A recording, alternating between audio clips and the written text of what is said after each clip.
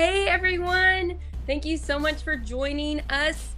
It is Get the Word Out, and it's me, Sarah Blessing, and we are talking all about saving public education. Public education has been attacked by our state government in Indiana for the last 20 years, and it is getting to the point where there's so much damage, schools are going to be closed. And this is not a partisan issue. This is not a Democrat versus Republican issue. This is a 90% of Hoosier students attend public, and we all need to work together and protect our children so that they are going to quality public education schools. So I've got with me today a really fantastic guest host, and her name is Cathy Fuentes-Rohwer, which is a pretty cool name. And she is the president of the Indiana Coalition for Public Education. And we are going to just have an open discussion about why we should be protecting public education in Indiana and how you can help, which we have to have you on board if we're going to save our schools. Cathy, thank you so much for joining us. Thank you for having me. And you have been involved in this organization for a long time. Can you give us a little bit of background about how you got started and why you're doing this work? Sure. So I am a mom of 4 kids who have now, at this point, all graduated from public schools down here in Monroe County. But I got started when my youngest was actually still in preschool, about to go into kindergarten, when the state, under then Mitch Daniels as our governor and Tony Bennett as our state superintendent, which we can no longer elect, by the way, when Mitch Daniels cut $300 million out of the budget for public schools. And Wow. that was 2009, and it was an effect that had to go immediately. Schools had to make up for that loss of funding. And so in our local community, it was something like 74 teachers that were riffed, that were laid off, and programming lost. And so our community got together. I and a bunch of moms were talking about it, and we decided to put a referendum on the ballot in the fall so we could bring back those positions and those programs for our kids. So I got involved at that time, just to try to help with that effort, and I helped with the canvassing that went on. It was a very people from all walks of life felt under attack because our public schools are basically the heart of our communities. And so we all worked together, and we passed a referendum pretty overwhelmingly. We're able to do that and have continued to pass it again as it has expired, and added actually another one. But it was the shot across the bow that this was happening. And immediately following those cuts in 2011, the state legislature passed this slate of legislation about education that was primarily, the centerpiece was vouchers that got started in 2011, Mm-hmm.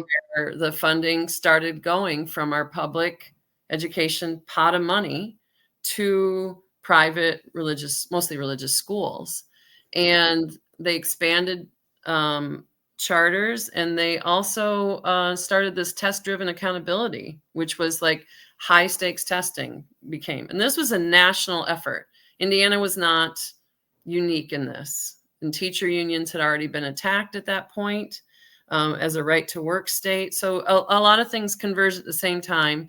And so at the state level, Indiana Coalition for Public Education was formed by retired educators or people who were aware, like our former state superintendents, of what vouchers would mean for education in ways that moms like myself, we were running carpool and taking care of kids and doing that juggle. Or if it wasn't a mom that had the means that I was in, the parents are working multiple jobs. Nobody knows what state policy is happening for their schools until it really hurts them.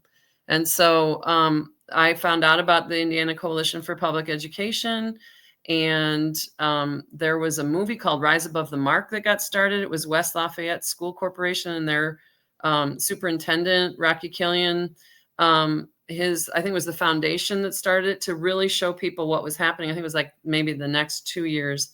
And we got activated down here in Monroe County and started our own chapter of the Indiana Coalition for Public Education, of which I was the president. And so I guess the political is the personal, or the personal is political. And so when you feel this, when you see it happening up close and personal, that's when you become really aware. Yeah, so I just want to break down these issues so that people that don't follow politics as closely as some of us do can understand, because this is hurting children that attend public schools. And I think there's a lot of kind of lies out there about charter and private schools that we just need to be aware of. And it's Right. so interesting because I taught at a Catholic school for 18 years, mostly 5th grade.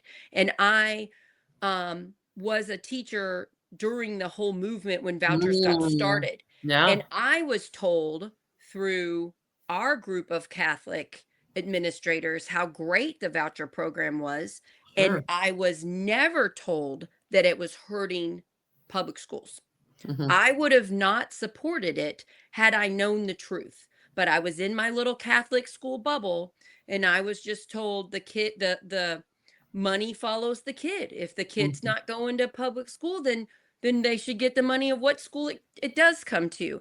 And I was also told it was going to allow all of these kids that couldn't afford the Catholic tuition to get to come. Well, sometimes we got a few of those, but the majority of the students at the Catholic school that used the vouchers, their parents could have paid the tuition and they were paying the tuition, but they were very happy to fill out a couple quick, easy forms and have our tax dollars pay for it, not realizing it is stripping money from the public schools and students that cannot attend private or Right. charter or religious schools. Like, not everybody's parents can drive their kids to school.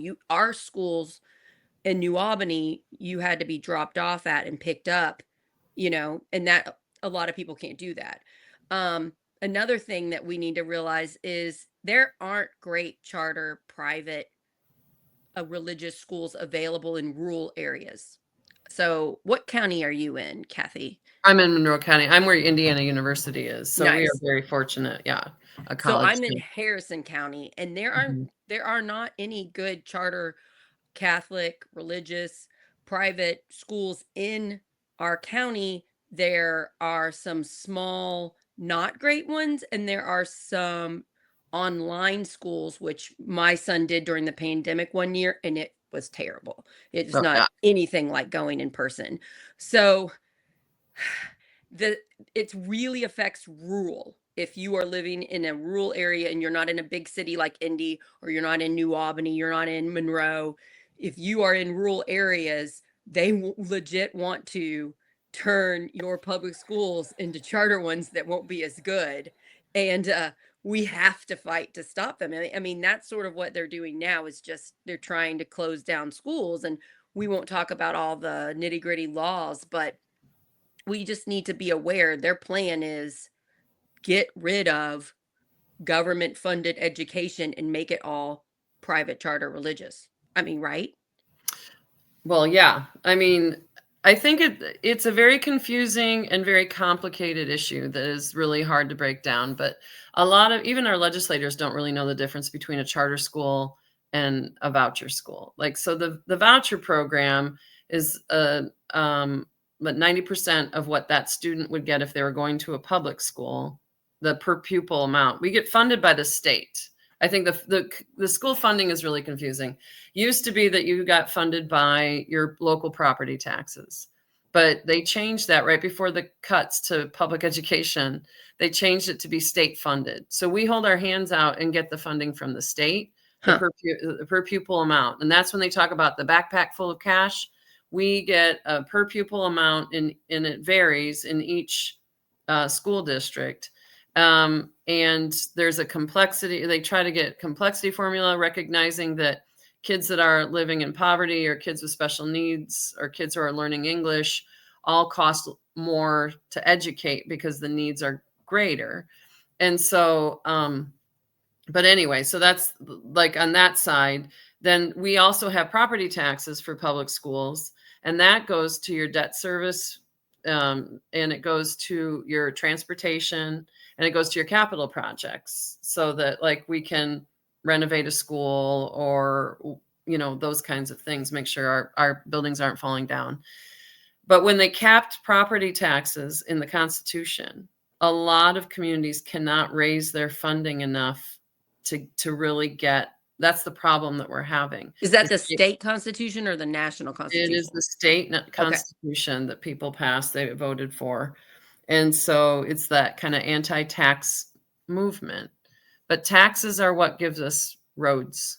The taxes are what provides education for all. And taxes give us police and fire and all, the things that public service, the public good. And anyway, so, you already had this public school system that was underfunded because of those cuts. But then you had this voucher system where the funding is following the child supposedly to the private religious schools. And it was sold to the legislators and to the public, basically, that this was just sort of an urban problem, that those kids were going to failing public schools in like Indianapolis or Gary, and definitely is racialized, and that they deserve to be able to go to a private school as well. And the assumption being that the private school was better than the public school. And it's certainly true that the defunding and the stressors on our public schools in many urban areas has made it hard. But though there's no proof that that is a better school system over there. There's a lot of research that shows that they are not. I want to talk about that because I have my own experiences. So I taught at many public schools when I attended IUS, and they were great and I learned a ton. But then I got hired at a Catholic school. So all of my 18 years were at this one Catholic school. And I was always told by the administrators, by the whole group, that our school system was better than all the public schools around us. And I just kind of blindly believe what they're telling me. So I have a child, he's 15 now, and I bring him to my schools. And he attends preschool for 2 years, kindergarten first, second grade, and then in third grade I had moved to Palmyra, gotten remarried, and had twins. And I took half a year off from that school, and I used all of my sick days. So I decided to send Micah to third grade at the local public school, Morgan Elementary, where my twins are at now for kindergarten. And that is when, throughout that whole year of Micah attending third grade at Morgan Elementary, that's where I realized Morgan's better than my school. And it was humbling. I was like, oh, you did that thing? Oh, you have that extra stuff? Oh, your teachers get that type of professional development? Look at all these things you're doing. And it was just so humbling for me to realize, well, Morgan's better than my school. And I'm like, that kind of woke me up. Well, what else am I being told that's not true? And I think it's a money thing. A lot of the parents that send their kids to these Catholic schools have more money than maybe the average people that send them to an average type of public school. And it's just the assumption that since these people make more money, that it's better. But that's not true. And also, when I was a teacher at this Catholic school, I got very little professional development. I really reached out and sought it out myself. Whenever I could do one, I did. But we did not get as much training as the public school teachers did. We did have more freedom, Cathy. I would be able to pick my books. I just had to teach the standards. How I taught the standards was up to me, and that's one of the reasons I wanted to teach at the Catholic school. But, just my kid got a better education, in my opinion, as a teacher with a master's. So that was pretty eye-opening, mind blowing, I guess, for me. Well, I think that that's something that's, first of all, a lot of people, when you say a school is a bad school, it's usually code for a school that has a lot of kids that are dealing with the effects of poverty in it. And often children of color. Mhm. So to base what a bad school or good school is on based on a test score is something that the test-driven accountability has encouraged people to believe that that makes it a better school. And we all know, as you know, as a mother, and I know as a mother, and we should citizens, that we want so much more for our kids than for them to be able to take a test well. I mean, we want our kids to be able to think deeply. We want them to have so many opportunities to go deep, to have not just an inch level and a mile wide of knowledge, but to actually have deep knowledge. And we want them to be critical thinkers. And Mhm. you cannot test critical thinking Mm-mm. on a standardized test. And so people made these assumptions about what is a good school and what is a bad school. But going back to the private religious school, because this was sold as a way to help children in poverty, and in particular kids in the urban city, the legislators said, you don't need to really worry pretty little heads about this, because it's not going to come to you. It's not going to be a problem for you. We're just going to help some kids get private tuition, get part of it paid for. Because some of those schools, the voucher does not cover the full thing of tuition. And you're right. It's usually people who have the privilege or have the means, who can provide their kids a transportation, who are out there looking for a choice. And, usually it's a religious reason that people do private school, but there are other reasons as well. Mhm. The fact is, though, is that when they created this program, they made it so that those kids have to take a test, but they don't have the same consequences for if they take the test in the Catholic school or in the private school. And they don't have to test. They don't have to adhere to. We don't know where the money is going. They don't have to take the same kids. They can legally discriminate against children Yes, coming so in in. my school, we could say no if a kid had too many, like if the special needs were too hard for our school Right, to accommodate, we just say no.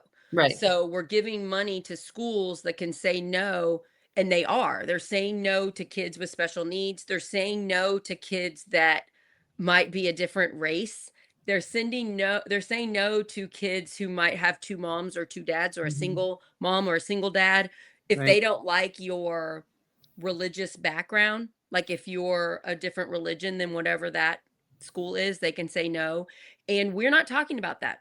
We're Or if just you're saying how great divorced. it is, how wonderful it is that you can choose your Mhm. school. But the thing is, the school gets to choose the kid. That's exactly And right. Schools choose, not the families. And when you send your kid over there, you are saying goodbye to your child's rights to a free and appropriate, the special needs rights. If you go over to that public school, they don't have the same requirements for teachers, teacher licensure. And so, while there may, so I think that they are not legally allowed to discriminate against race so far anyway, but they are able to discriminate against ability, because they can't provide it, and they're a private school. So they can say, yeah, they don't like your lifestyle. right. So it's It's not not like they can Christian. say it's And race, but they can zoom into your life and pick another reason yeah, if they yeah. I wanted mean, to. they're able to do that, and there are no guardrails on that funding that are going over to vouchers. And we're now, we've spent toward privatization alone since 2011 something like $5 billion towards that, and it has helped these schools. But we have a board member on our ICPE board who's been delving into the tuition, and this reason that, well, this will help you pay. And what he's looked at is how much tuition is compared to the voucher over time. And it looks like, and we know this from national studies, that a lot of these schools, once they saw that they could get vouchers, and that got expanded, where you didn't have to be poor, you didn't have to try to the public school first and then come over. This was the nose under the tent, and all the rest of the camel came. And it's very much clear this session that they were saying they wanted everyone to, universal vouchers, didn't matter what you made. But Yeah, even, so even it yeah. started, you didn't have to have, like, you had a low Mhm. income, lower income families could get vouchers. But Mhm. now it's like $250,000 on average or something that Yeah. you can make $250,000 or less and get a voucher for your kid to attend these schools, and then that rips the money from the public education, and they're changing it to you can make whatever you want. Right. And we know with the data, the majority of people using these vouchers could be paying for their kids to go to these schools. So it's just a way to get upper middle class, wealthy people free private education. And Yeah, yeah, and it's and, yeah, I forgot what I was gonna say, but yeah, you're exactly right. But right now, the average child that takes the voucher, the family that takes the voucher, is a family that's much more suburban than urban than it had mhm. been, and I think is white, um, and so the whole idea of it being like rescuing children of color from inner city schools was a sales pitch, and now it's just about freedom. And for a while they were trying to say, like, because these schools are better and those schools are better, but when they started doing test driven accountability, they started seeing that actually the public schools were doing great, even still, Yeah. even without choosing Even with being which defunded the last kid. 20 years, the public they schools are those still doing a good job. they are Yeah. still rising to the occasion to meet those children where they are, not turn them away if they aren't gonna be able to be an easy kid to educate, and still do those things. And I Then want to I talk. think the charter school, I was just gonna switch to that because Yeah, people get confused about charters. sure. The charter school is, um, is a public school under the law. It is publicly funded, so it's free to the parents, but it is privately run. So they are not under the purview of elected board. And so charter schools are something that I think is also a form of privatization because it's again, it's it's replicating, the school whole, how many systems of education do we need is really my point. Like, and the Constitution guarantees our kids a right to, a common school system, a uniform common school system. We're so far from that right now with all these different choices all over the place and no regulation over that funding Mm-mm, or the decision making and mm-mm. that kind of thing. So charters have more of the same requirements that public schools do, but they do have that kind of leeway of the private, is very hard to find many charter schools board meetings. They don't meet every month. They don't show the money is not You as to easy like to clearly see find. what charter schools are doing, where the money's going, are the Right. kids getting well educated? All that data is not there. We have the data for the public. Surprisingly, public schools are still doing pretty well considering how hard our state government has been hurting them. But Right. we have nothing on charter schools. During the pandemic, Micah, my 15-year-old, attended Connections Academy, a Um, virtual charter school during fifth grade. That was the year I quit teaching and I taught fifth grade. So it's during the pandemic. I'm watching my twins that are 2 mm, helping my mm, child with fifth grade virtual, thinking I'd be able to do it since I'm a fifth grade teacher. And it was a pretty terrible year. We were sort of traumatized with the pandemic. So that was one problem. I won't, that's not Connections' fault.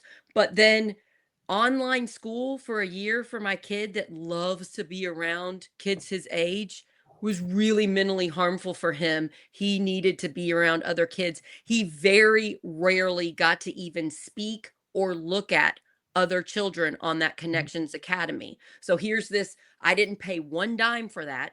I got to mhm. sign up for it. My tax dollars went towards it. And then I we talked to the teacher some, but the lessons were boring. My kid didn't soak up much of it. It's extremely easy to cheat. These kids that are take doing online school, it's so easy to cheat on any of the tests or anything. I'm not saying my kid did. My kid's really good with academics, but he just put it on a test and then just lost it. I mean, he it took him a couple years going to public education to get him caught up, and now he's doing great. But I do not recommend virtual school unless your kid, I think sometimes it might be a good fit if there's like just so much bullying or something and your kid just has so much anxiety or whatever. I'm sure there are certain instances, but I would say for the majority, I do not recommend an online charter school that you can't even compare to going to school with other kids, being in person with those teachers that care about them. Yeah. Well, we know in educational research that online school is pretty abysmal in general, and certainly there are circumstances where some kids need to be doing it. Though some kids are ill, there are all kinds of circumstances. Mhm. But Right. um, but we're still looking at the virtual charter school scandal that happened here in Indiana several years ago, and still waiting to see where that $140 million or whatever it was, the tens of millions of dollars that of our public tax dollars that went into these guys' coffers and never came back. Yeah, we need to talk about that for a second. So, why why is our government pushing charter schools so hard? Because a few people are making a lot of money from them. It's very, very profitable to get taxpayer dollars for something, to get government funding. And there are so many loopholes in our state laws for charters, that you can start a very bad charter school, drop out halfway through the year, and keep the money that you took from the government. And so we have evidence of this happening, like you're saying.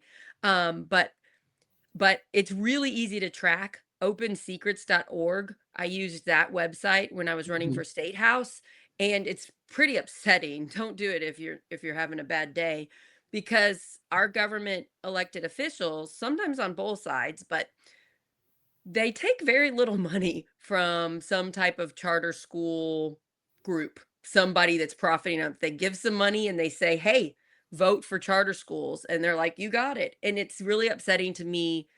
It's like sometimes it's just like $1,000 donated to your campaign, and then they're passing legislation to give tons of money to charter schools. So, Yeah, I mean, we have a board member who, Gail Cosby, that sits on the IPS school board, who talked about when she ran the very first time, she was supported by a lot of pro-charter, pro-school choice organizations that gave her a lot of funding.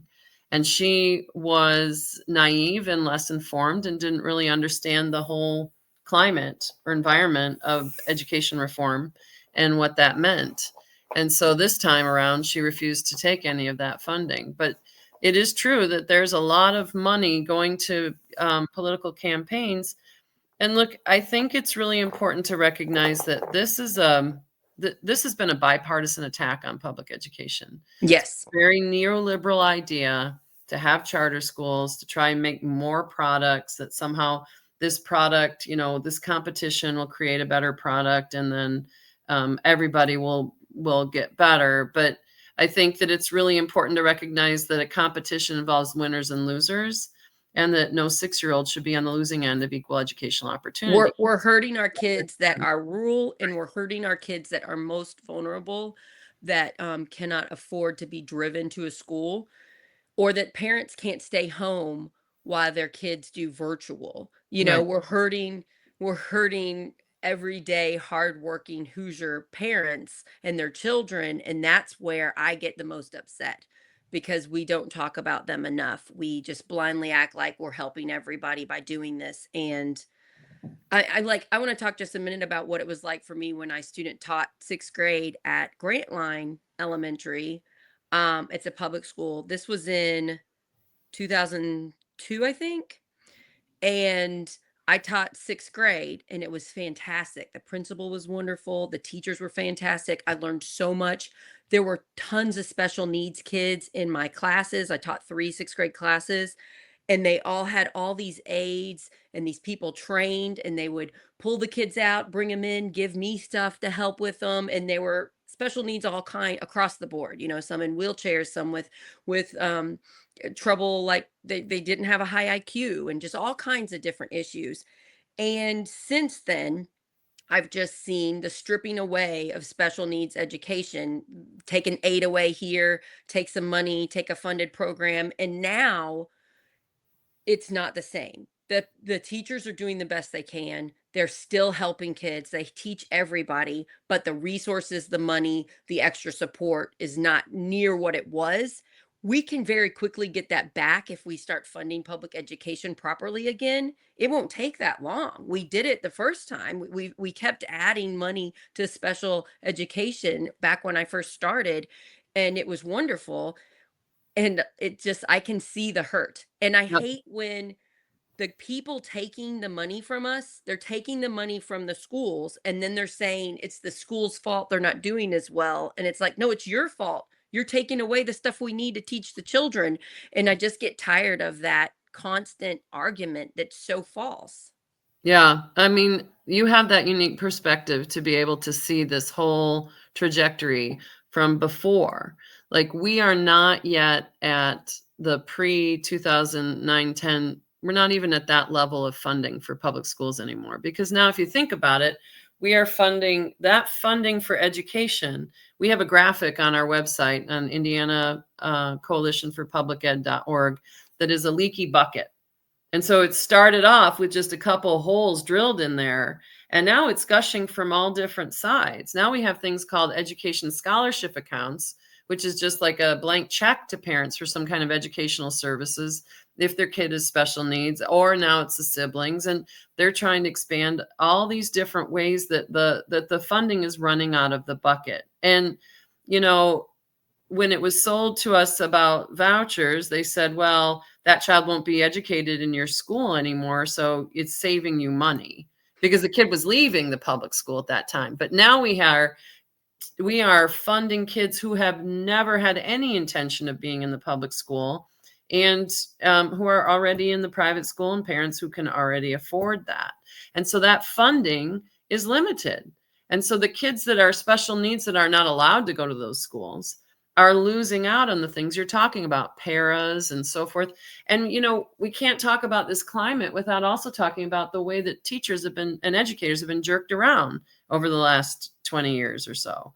Like, here's your bar. Now you need to reach it. Nope, sorry, it's over here. This is your bar you have to reach. Whoops, sorry, it's over here. And then And there's no extra money when we change the laws and add right. extra requirements. We don't give you money for that. You figure it out. They do And that a lot too. my youngest, who's now a sophomore in college, was the first one to graduate from high school, the first generation of them that were in these pathways that they had just created. And now there's a whole new diploma that we've come up Mm-hmm. with. And it is a lot like tracking, taking a child and deciding what career they're going to be in. This is part of why the United States has been a really great country, was that we had education for all. Like, we started and decided that just because you were from a low income family or, a working class family, you didn't necessarily have to stay in that place, that you could get an education that might give you a shot.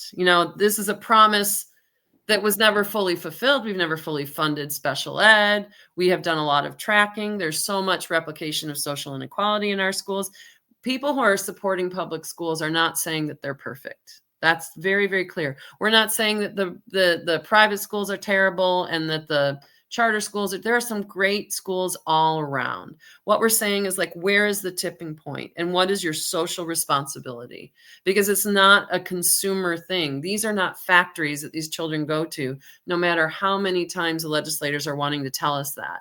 And Because they want to make programs too for the high school kids where they can leave high school early or leave part of the day and go and actually work in a legit factory. It's well, just that's like exactly child true. labor. And this is all the labor laws getting rolled back It's like, because now we don't have enough people to work in the jobs that are low income jobs that they want.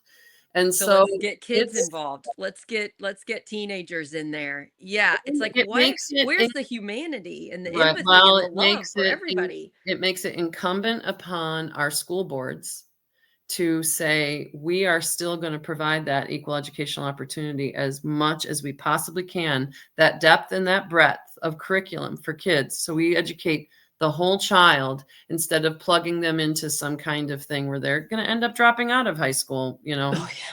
And And my so, kid, my yeah. kid's in ninth grade and he got that tracking thing. And I didn't even have like much choice. It was just like, I mean, I think we could have, but sort of the kid can do it on their own. And thankfully, my kid's highly motivated. So he picked like the highest one. I'm like, oh, you sure you want that one? It looks hard. He's like, yeah, not every kid's that motivated at ninth grade. So the tracking thing I have seen, and you're right, that is alarming. I don't think many people realize that all of the money the counties lose in rural areas, because a lot of this money gets pumped into Indianapolis Right. or big cities. Like Monroe's getting more money, probably New Albany's getting some more, Floyd County, but in Harrison County, we have lost a ton of money that was supposed to go to North Harrison schools, Cordon schools, South Central schools, and instead they went to fund Indianapolis charter private religious schools. I don't think most people Yeah. even realize that. I think that that's a really important talking point that we're trying to get out there as public education advocates of this is coming at a cost to your local community.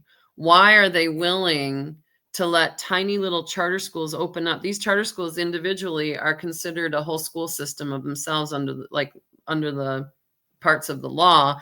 And so why are they allowing these very tiny charter schools to stay open and pouring more funding in there? By the way, we get a lot of funding from the federal government that goes into these charter schools, millions of dollars only for charter schools. It's a stream that public schools, traditional public schools, do not get.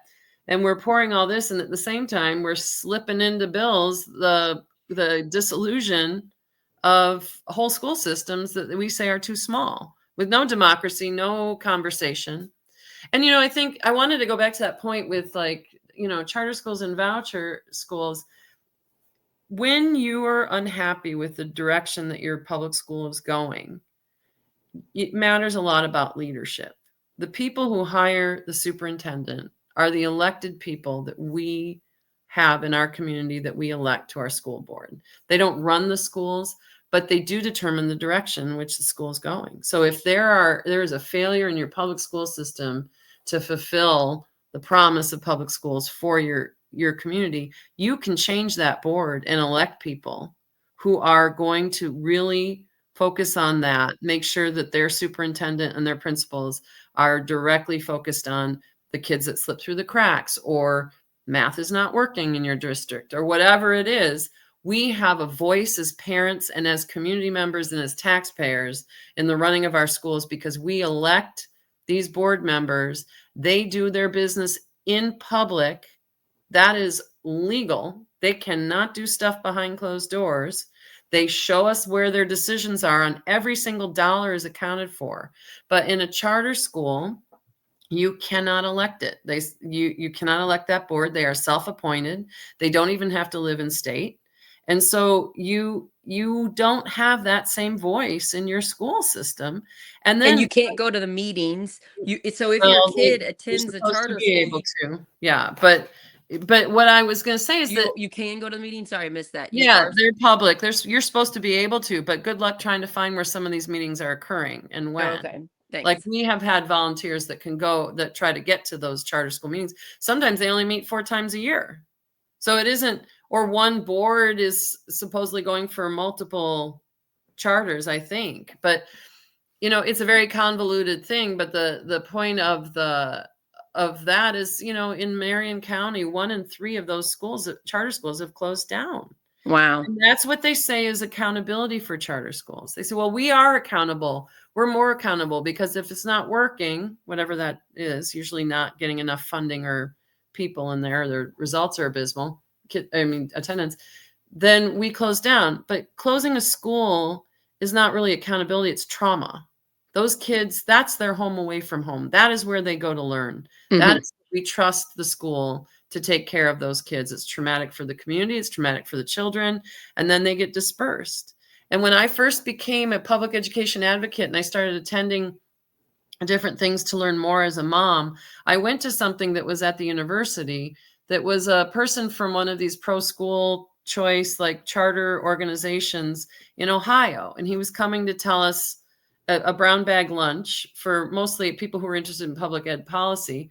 But he was coming to talk about what they'd done in Ohio. This was probably 2012.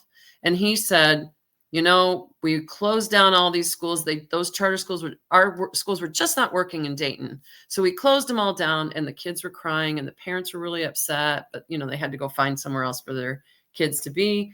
And he said, and then in the next breath, practically, he said, but now we are focused on the 3 C's: Columbus, Cincinnati, and Cleveland.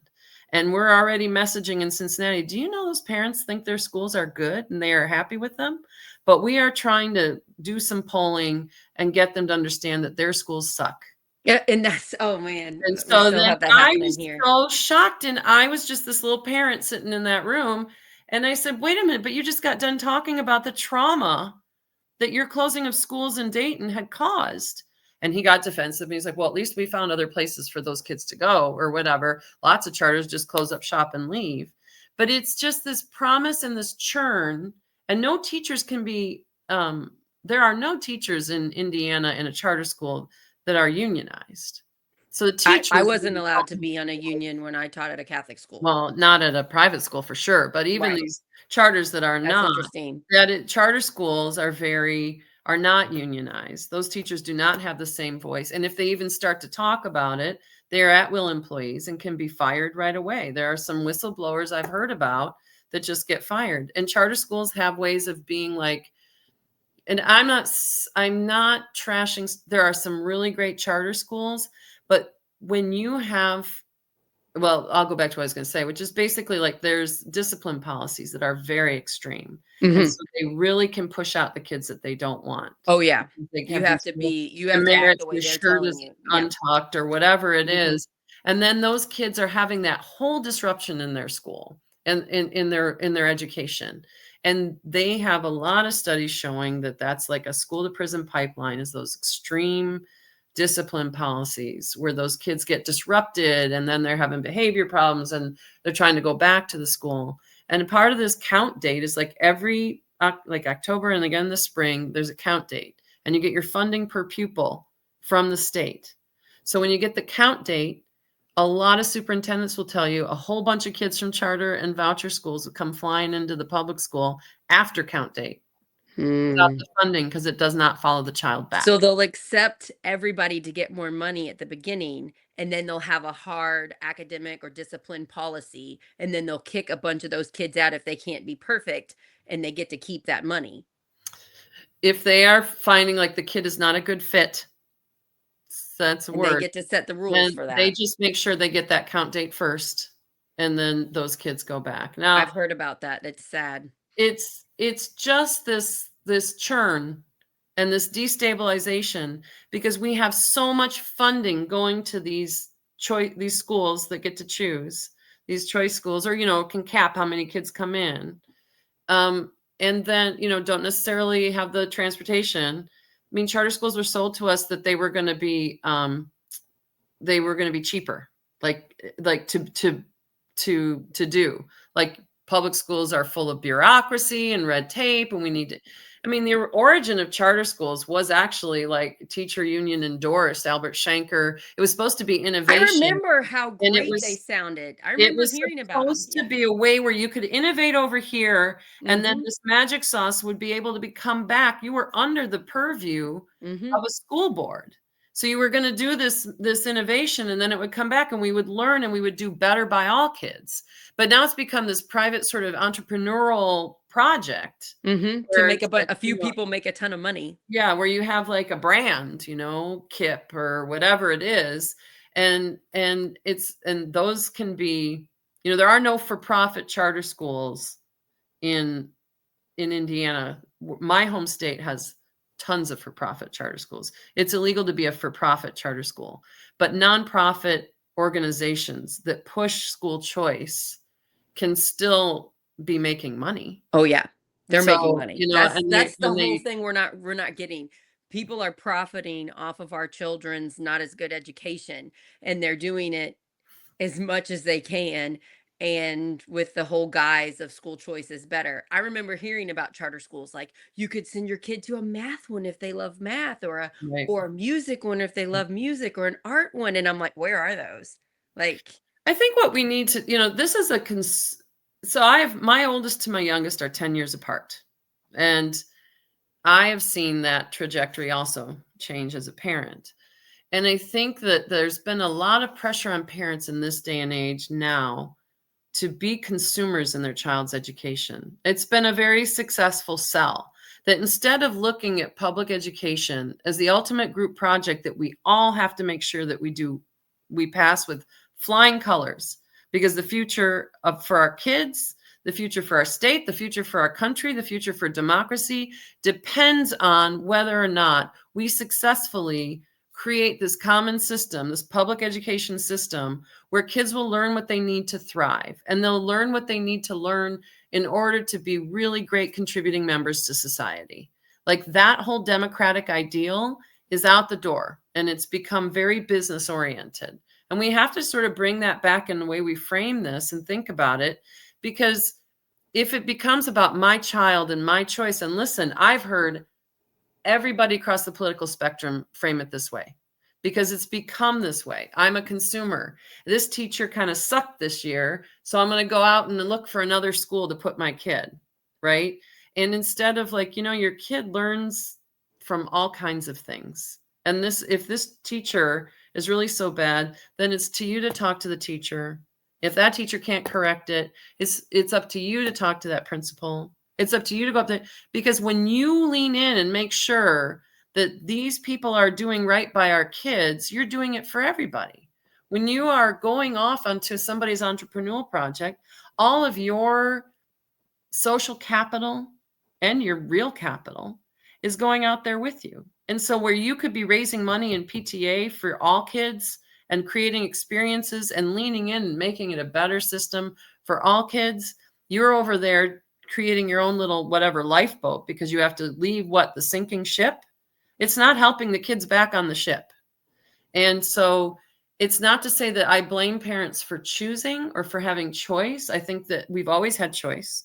It's about who pays for it and what kind of standard, like quality, are we going to have for all kids? And is this not our social responsibility and not a consumer good? Yeah, you're phrasing it so well and you're helping me. So I really appreciate you being on. I want to talk about two more things before we leave. I want to talk Okay. about why this is not a partisan issue and why every Hoosier, every person living in Indiana that cares about our community and our children as a whole, why we should all be working together on this, regardless of how you vote or don't vote. And then I also want to talk about how people can get involved and help your wonderful organization. So, I met so many fantastic Republicans. I ran for state house as a Democrat, but I'm a people person. I don't really associate as a D or an R. I'm more just, I care about people. Um, and I met so many great Republicans when I tried to help good people get elected to North Harrison School Board. And they would be considered Republican. They vote Republican on the primaries. And I know the people that were aware of what was going on didn't vote straight party ticket. I know that they picked people based on education. So, my friends, the Republicans, voted for Jennifer McCormick for governor because she ran to try to save public education. And that was fine. Like, this isn't sports. This isn't we don't pick a team and stay with them until we die. We need to vote for the less people, and we need to be looking at this in education. I am frustrated that it's become a more Democrat issue because it's affecting Republicans. In my community, it's mostly Republicans, and it's hurting them. And some of them are aware, and I want more of them to be aware. So, what do you say? Because your organization is nonpartisan, which I think is what it should be, because this is a nonpartisan issue. This is a help all Hoosier students. What is your take and advice on how it's become partisan, and what do we need to do to save our schools? So I think that we should not, I think that we have to make sure that we really carefully look at the fact that this has been a bipartisan attack on public schools. Like, you have only to look at what, the mayor of Indianapolis is a charter authorizer, and a I lot just of found that charter out like a schools, month ago. I was yeah, a horrified. lot of charter schools are are organized or authorized by the mayor. A lot of the funding for school choice has come from like Michael Bloomberg in New York. I mean, there was a ton of test-driven accountability and pro-charter school work under President Obama. And Mm-hmm. so, and Cory Booker used to be a huge charter and voucher proponent. Oh, I didn't know that. And yes, it was very interesting to see Betsy DeVos when she got on the national stage, and suddenly this topic that we've been trying to scream about from the mountaintops in every state, particularly ours, where we were in the crosshairs of a real struggle, is it suddenly became nationally. People were suddenly like, whoa, we love our public schools. And I have to say, it was heartening to see. It was like massive movement of people calling, trying to stop her from becoming our Secretary of Education. A lot of water has been under the bridge since then, but it did shine a light on the Democrats for Education Reform that exist in Indianapolis, that exist across the country. And so it is also important to look at the fact that Nicole Hannah-Jones, who writes for the New York Times and did the 1619 Project, but she did a lot of public education articles. Like I think one is called "A School for My Daughter," or "The Problem We All Live With" is a podcast that was amazing several years ago, and it's about segregation in schools. And this school choice is really resegregating us a lot. Yeah. But a lot more by income almost than That's it what I is. was going to say. Income is what I And noticed. Yeah. so the fact of the matter is that as this has been, she had said, first of all, if the public school is not good enough for your child, then whose child is it good enough for? And the other thing she said is, if we had fulfilled the promise of public education, if we had not allowed so much systemic racism to stay entrenched in our public schools, then they wouldn't have been so ripe for the picking to have the McCharter McMuffin come in and give them another promise of something. And so it's a dual action of holding our elected officials accountable and ensuring that our public schools locally are supported and are doing right by all kids, at the same time that we are saying that this option that you're offering in public funding going into private hands that do not have the same accountability or transparency or even the same kids is a waste of taxpayer dollars if we don't have unlimited taxpayer dollars. And at some point you have to reel it in.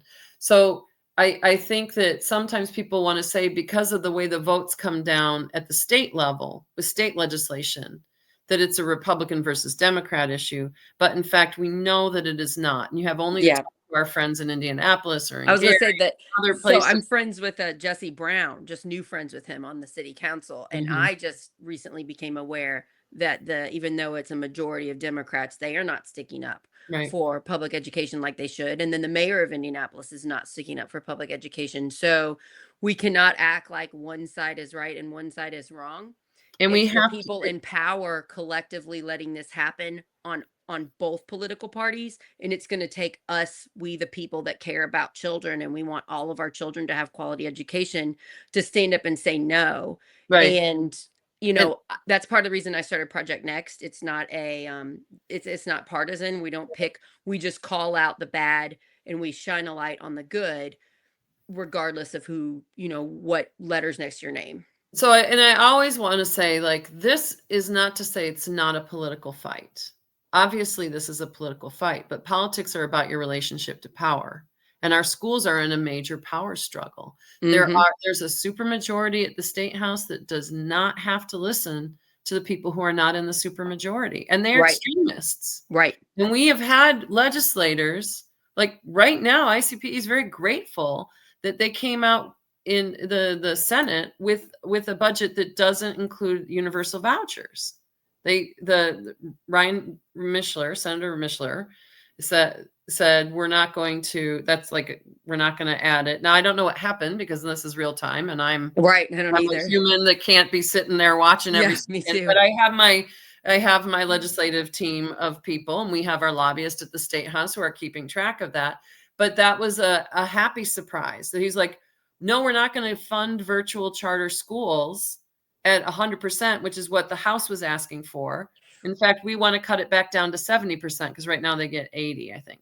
Wow. And they were like, we don't have the funding to give wealthy people money for their tuition. For their private So schools. for their private schools. So the point of that is that like we need to say thank you. Mm-hmm. Need to lean in and be like, and I'm not saying that's not really celebrating crumbs. What that is like trying to find the places where we see movement happening in the direction that we want. Like you see that is going to come at a cost to these kids, the most vulnerable kids in the public schools, to pay for wealthy people's tuition who can already afford to go to the private school. Is that a priority? Where are the priorities going to land? Because that money behind the legislators that we were talking about, that school choice money, schools choose, is pretty powerful. And so we as the constituents need to say, thank you. And if you Yes. can get us up to 3%, or if you could put some guardrails on that funding, thank you. And then for the other ones, no, thank you. And that is not going to work, that you want to just give, everybody gets a car. So we shouldn't just blindly assume if they have a D by their name, they're for public, and an R by their name, they're against public, because that's not always true. And then we should also work with these people, even the people that seem to be against us. We should always be talking to them, working with them, compromising, and thanking them when they do small things that are better for public education. I Right. mean, that's how we feel about it, is like, honestly, if you see that is graft and you're not willing to put 100% to it, 8 per pupil amount behind a virtual charter school that was like counting kids that were dead or out of state as their enrollment, then yes, hello. And why are you closing down, sticking in a bill, closing down a public school system, and then trying to put more money and more control over our money, like the public tax dollars, the property tax dollars rather, to charter schools, if 1 in 3 of them are closing down?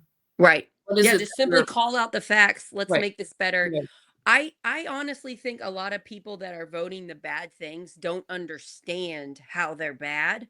And if they just listened and learned, and we gave them simple solutions, because what their job is hard and these bills are long and confusing, we can really help impact powerful positive change. And I think that's part of what you do at your organization. And That's right. I'm just so beyond thankful for you and all of the people that have been doing this work for so many years. My heart goes out to you. Thank you. I have 3 children in public education.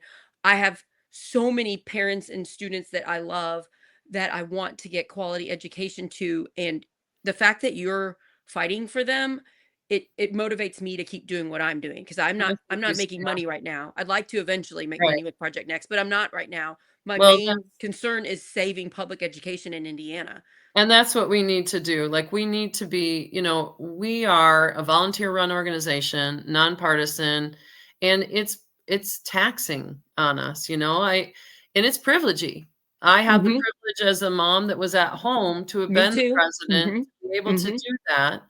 And so we have to figure out how we can broaden our networks and get people to lean in and to fight for this together, because this is, my kids are graduated, right? And now they're going after higher ed, but my kids are graduated and they had an amazing education. But it isn't about my kids, and that's the thing. It's about everybody's kids. The kids that we have in school right now, if those kids don't grow up to be able to contribute to society, they will be a drain on society. And They that will will cost hurt our taxpayers society. more money. That will Yeah, cost and us it more money in the shouldn't long run. even, like, we don't even need a cost benefit analysis to say that hungry children should be fed. We don't need Yeah. a cost benefit analysis to tell us that children need to be educated. That is something that That we didn't should love them, that exist. the This is teachers should love them and see right, them in person and care for them, and that we right. should help with social skills in the classroom so that they get along, like these things that are so essential that they get at public school when they're around different types of kids, Well, that's different exactly needs. right. Like, You those need things, diversity, you you know? do need those things, and that's another problem with creating excuse me, like little bubbles of Mhm. school, whether it's through this privatization, because ultimately, as I said, the group project is that our kids are learning the skills to be in a multicultural, pluralistic society and democracy if they're going to school with people who are different than they are. We are so polarized right now. And that is another reason for having public education is because you're going to school with people who are different than you are, and you can learn that there is no boogeyman, that they love their children too, and that we may see things differently, have different beliefs, but we can figure out where that common ground is, and that is what will build this country up, is what is the common good and how You're all basically just selling why I started Project Next. yeah, It's to stop the polarization. It's to stop that both sides are evil and we should fear the other side when that is so clearly not true. And you said it so well. Yes, we should not be scared of things that are different. And that's one of the things they sell with these charter private religious schools: fear differences. We better keep our kids closed off and only around other kids like each other, and that fear is so misguided, and it hurts us because then the kids learn to be scared of differences. And, I just am like, I had an autistic child that, or actually, she's in her 20s, come to my son's birthday party on Saturday. And my 6-year-olds had never met them. And I said, this girl, she's autistic and she might do this and this, and we're just going to love her. And whatever she needs, we're just going to give her. And I thought she might get upset. She loved the party. She loved my 6-year-old's toys. It was a delight. She had a wonderful time. And what a joy for my 6-year-olds to get to be around a 20-year-old with, severe autism. We need to stop fearing differences, and we need to stop selling it as this beautiful thing, because it's not. right, and it's and yeah, no, How it's can definitely we help you? So, like, if you're listening to this and this is new for you and you care about your kids' public schools, you can just simply start going to the school board meetings. That will help tremendously. And then you can kind of like put on social media or whatever what's going on, because a lot of people don't have time to attend those meetings. That's one thing. But yeah, if you're listening and you want to help this amazing coalition, you're called Indiana Indiana Coalition Coalition, for Public Education. yeah. This is a great organization. If you want to help, what can they do to help you all? So we would love for you to join us. We have membership, but it could be just donation or whatever you can afford. I mean, this is the only way that we get funding is through the generosity of people who join us. If you do join us, you get on our mailing list. We'll have once a month newsletters that come out that give you action steps or ways to be involved or information. But there's also a volunteer sheet that's on our website, like to tell us what you might be interested in. Maybe you want to track legislation with us. Maybe you would like to present this information, or have one of us come to one of the board members, or come to your meeting. Oh, I've that'd be been nice. up to speak at a community center up in Muncie. League of Women Voters has had us over to talk about legislation and the situation and the issues. I spoke with a parent group in Avon a couple months ago. You know, we are happy to speak and we are happy to get involvement. If you have ideas, this is the whole thing. Instead of saying, "Hey, how come your thing is not up to date?" Lean in and help us, Yeah, right? yeah, yeah, Our yeah. volunteers, and we are doing the best we can with what we have. We would love to have more people involved, because we need to be a network that not only is sending out information and messaging so that we could all be on point, but we need messaging back. What is the issue? Like, we do try to connect people with resources. We do try to help people understand what's happening and get you connected with someone. There This is great. There's some real benefits of working with you all. I've learned so much from this hour conversation. You've been tracking this for so long. You see the issues and can teach it to people in a Right. way that can help us, because I'm new to this. I've just been involved for a few years. to keep going and to get the message out. So I really appreciate that you all have been around for so long and you've been fighting this and you see what works and what doesn't work so you can teach it to us. Yeah. So I'm just Yeah. so thankful. Thank you so much, and I'm really thankful to always have this conversation. If you go on our website, you can see things right on the landing page, but you can also look at our blog and read over things that have happened before. One of our founders is Vic Smith, and he likes to write Vic State House notes. When I first got involved, he was at the State House writing copious notes about what was happening at the legislature. But we have all kinds of different things that are on our blog, and trying to gather information and try to find it in digestible ways so that people can understand. So Just put that Indiana Coalition for Public Education into your search engine and their website will pop up. That's how I found their website. And then you can sign up, you can become a member, you can help out. I'm sure that they would very quickly just welcome you in, and find out what you want to do to help.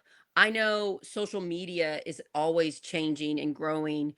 I think if they had people communicating the mission of Indiana Coalition for Public Education on different social media sites and finding more people, because there are a lot of Hoosiers right. concerned about this. I think that would help. We all need to work together regardless of political party. We need to stop fighting and we need to protect our children. We just have to Exactly. protect our children. So Exactly. I really appreciate the nonpartisanship of your organization. It's essential.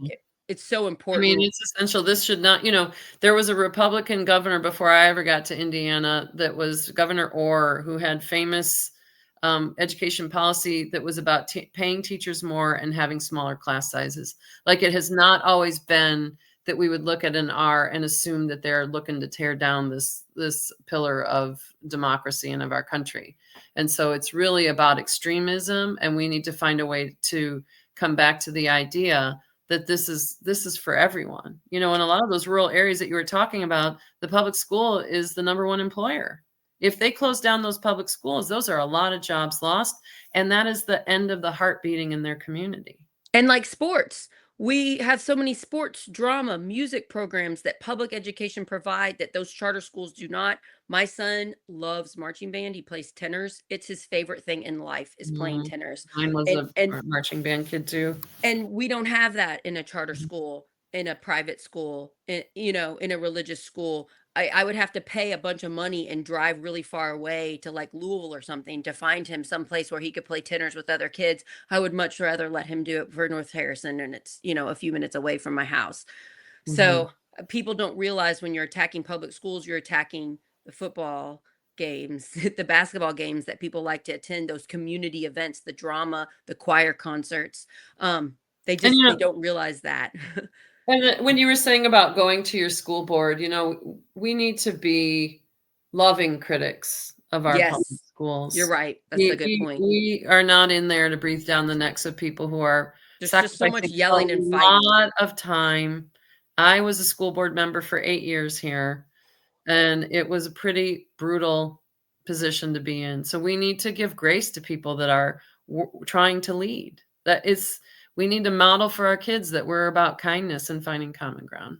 That's such a good point. I work with and am friends with quite a few of the Republican Palmyra Town Council members and the people that work for the town, and they get yelled at so much. And then you Terrible. wonder why nobody wants to run for Palmyra Town Council. Exactly. It's like, well, look how you treat them. That's We need to exactly be right. kind and then And have listen a to them, and they'll listen to conversation. you, but don't yell at them and don't Right. get online and just trash talk them. Have a No. conversation with them first. We're Yeah. humans, we're all human beings, and that stuff hurts. Sometimes I get negative stuff about me since I'm trying to be locally known, and it hurts. I mean, I get over it, but Mhm. mean comments hurt, and I think most people get hurt by them. So just realize Well, we're all it's human.